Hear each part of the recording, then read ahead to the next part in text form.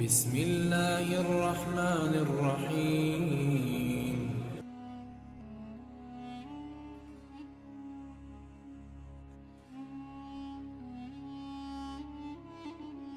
السلام علیکم ناظرین، میری کوشش رہتی ہے کہ آپ کے لیے ایسی معلومات شیئر کی جائے جن سے آپ کے ذہنوں میں موجود بہت سے سوالوں کے جواب موجود ہوں اور آپ کی معلومات میں اضافے کا بھی سبب بنے۔ آج آپ کے ساتھ ابلیس سے پہلے کے جنات اور ابلیس کی کہانی تحقیق کے ساتھ پیش کرنے کی کوشش کرتا ہوں۔ ناظرین، ویسے تو آپ نے ابلیس کے بارے میں بہت سی کہانیاں سنی ہوں گی، لیکن آج جو آپ کے سامنے ابلیس کے بارے میں تفصیلات پیش کی جا رہی ہیں اسے احادیث اور دوسری مستند اسلامی کتابوں سے نہایت ذمہ داری سے یکجا کیا گیا ہے۔ ابلیس کی نسل کی ابتدا جس جن سے ہوئی اس کا نام تارانوس ہے۔ تارانوس ابلیس سے 1,44,000 سال قبل دنیا پہ موجود تھا۔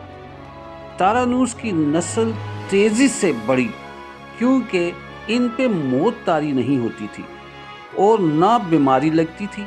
البتہ چونکہ یہ آتشی مخلوق تھی تو سرکشی بدرجہ اتم موجود تھی۔ جنوں کی اس نسل کو پہلی موت فرشتوں کے ہاتھوں پیدائش کے 36,000 سال بعد آئی، جس کی وجہ سرکشی تھی۔ یہاں پہلی بار موت کی ابتدا ہوئی، اس سے پہلے موت نہیں ہوتی تھی۔ بعد میں چلپانس نامی ایک نیک جن کو جنات کی ہدایت کا ذمہ سونپا گیا اور وہ ہی شاہ جنات قرار پائے۔ اس کے بعد ہاموس کو یہ ذمہ داری دی گئی۔ ہاموس کے دور میں ہوئی چلیپا اور تبلیس کی پیدائش ہوئی۔ یہ دونوں اپنے وقت کے بے حد بہادر جنات تھے اور ان کی قوم نے چلیپا کو شاشین کا لقب اس کے شیر کے جیسے سر کی وجہ سے دیا تھا، اور دونوں جنات کی وجہ سے ساری قوم کہنے لگی تھی کہ ہمیں اس وقت تک کوئی نہیں ہرا سکتا جب تک شاشین اور تبلیس ہمارے درمیان موجود ہیں۔ ان دونوں کی وجہ سے قوم کے جنات آسمان تک رسائی کرنے لگے، یہاں تک کہ وہ تیسرے آسمان پر جا کر شرارت کر آتے تھے۔ ایسے میں حکم الہی سے فرشتوں نے ان پر حملہ کیا اور عبرتناک شکست دی۔ اسی دوران جب اسرائیل علیہ السلام کو ابلیس نے دیکھا تو سجدے میں گر گیا۔ ابلیس شروع سے ہی ایک نڈر اور ذہین بچہ تھا۔ اس میں باپ کی بہادری اور ماں کی مکاری کوٹ کوٹ کر بھری ہوئی تھی۔ اس نے ملائکہ کے ساتھ جا کر توبہ کا باقاعدہ اعلان کیا اور پھر فرشتوں سے فیض علم حاصل کرنے لگا۔ علم حاصل کرنے میں ریاضت کا یہ عالم تھا کہ پہلے آسمان پہ عابد، پھر دوسرے آسمان پر زاہد، تیسرے آسمان پر بلال، چوتھے آسمان پر والی، پانچویں آسمان پر تقی اور چھٹے آسمان پر قبازان کے نام سے مشہور ہوا۔ یہ وہی وقت تھا جب یہ فرشتوں کو سکھاتا تھا۔ ساتویں آسمان پر ابلیس بقعہ نور میں رہا۔ ہفت افلاک کے سب ملائکہ کا معلم قرار دیا گیا۔ یہاں تک پہنچ کر ابلیس نے اپنی عاجزی اور ریاضت کی انتہا کر دی۔ کم و بیش ابلیس نے 14,000 سال عرش کا طواف کیا۔ یہاں اس نے فرشتوں سے استاد، سردار اسرائیل کے نام سے شہرت پائی۔ تقریباً 30,000 سال مقربین فرشتوں کا استاد رہا۔ ابلیس کے درس و واعظ کا میعاد 20,000 سال ہے۔ فرشتوں کے ساتھ قیام کی مدت تقریباً 80,000 سال ہے۔ ابلیس کو حکم ہوا کہ داروغہ جنت رضوان کی معاونت کرو اور اہل جنت فرشتوں کو اپنے علم و فضل سے بہرہ ور کرو۔ یوں ابلیس کو جنت میں داخلے کا پروانہ مل گیا اور جنت میں بھی اپنے علم سے داروغہ جنت رضوان کو سراب کیا، اور یوں جنت رضوان کی کنجیاں ابلیس کے پاس رہیں۔ روایات کے مطابق ابلیس 40,000 سال تک خزانچی کا فرض انجام دیتا رہا۔ یہی وہ مقام اعلیٰ ترین جنت رضوان ہی تھا جہاں ابلیس نے پہلی بار بادشاہت کے خواب دیکھنے شروع کیے۔ اس وقت ابلیس کے پاس ہفت اقلیم، افلاک، جنت و دوزخ سب کا اختیار تھا اور اس نے چپے چپے پہ سجدے کیے تھے، مگر یہاں یہ ابلیس عاجزی سے پہلی بار بھٹکا اور خود کو بادشاہ بنانے اور رب بن جانے کے خواب دیکھنا شروع کیے۔ کئی ملائکہ کے سامنے ربوبیت کی بابت بات بھی کی، مگر ملائکہ کے انکار کے سبب چپ ہو گیا اور یوں نظام چلتا رہا۔ مگر اس سب سے اللہ تعالیٰ کی ذات بے خبر نہ تھی۔ پھر آدم علیہ السلام کی تخلیق کا مرحلہ آیا۔ جیسے قرآن مجید میں واقعات بیان ہوئے ہیں،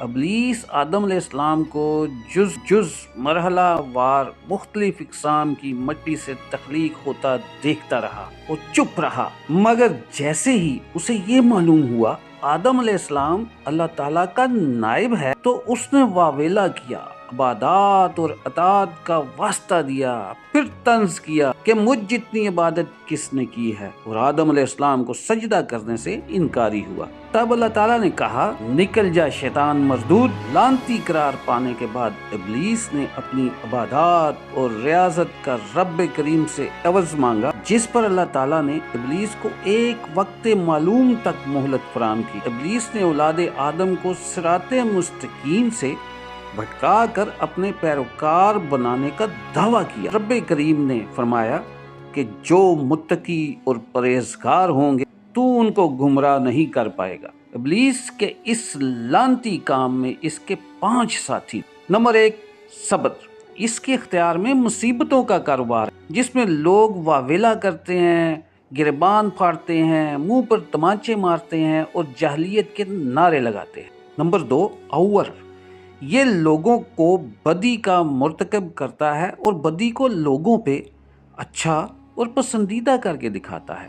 نمبر 3، مسوت۔ یہ کذب، جھوٹ اور دروغ پہ معمور ہے، جسے لوگ کان لگا کر سنیں۔ یہ انسانوں کی شکل اپنا کر ان سے ملتا ہے اور انہیں فساد برپا کرنے کی جھوٹی خبریں سناتا ہے۔ نمبر 4، داسم۔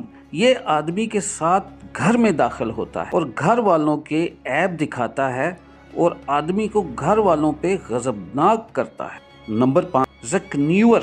یہ بازاروں کا مختار ہے، بازاروں میں آ کر یہ بددیانتی کے جھنڈے گاڑتا ہے، بازاروں میں برائیوں اور فحاشی پہ ورگلاتا ہے۔ ابلیس کا آدم علیہ السلام کو سجدے سے انکار کا جذبہ حسد تھا کہ جس نے اسے مجبور کیا میری جگہ آدم کو کیوں ملی۔ یہ اس کا جذبہ تکبر اور غرور تھا کہ میں اعلیٰ ہوں، اور اس ایک سجدے کے انکار کی بات نہیں تھی۔